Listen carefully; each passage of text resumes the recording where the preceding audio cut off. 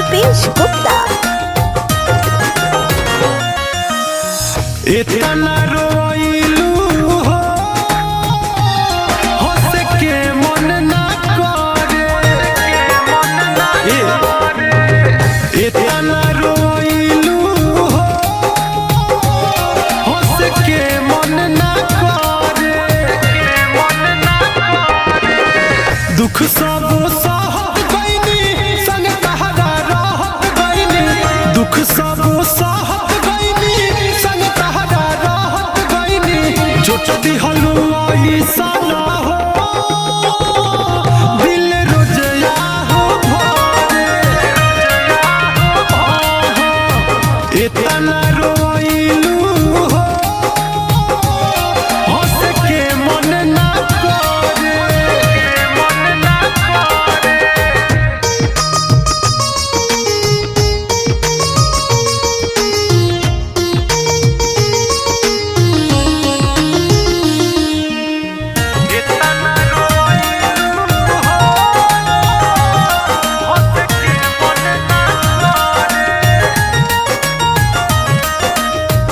मर्द के खुशी में हरारुए से मिले, तू नहीं जानबू हो कैसे हम जीले, कैसे हम जीले, कैसे सुन ना, मर्द के खुशी में हरारुए से मिले, तू नहीं जानबू हो कैसे हम जीले, कैसे हम जीले, ऐसन हलतिया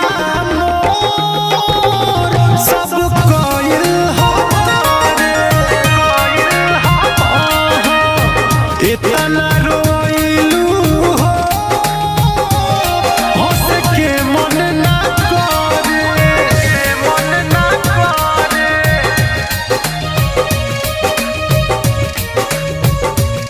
हंस के मन ना करे।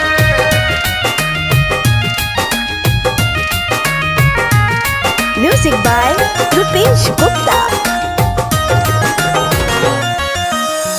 जान गइनी लोग साचे कहेला बतिया, सभे इहाँ होला खाली सुख में संगतिया, सुख में संगतिया, जा बेवफा में संगतिया, जान गइनी लोग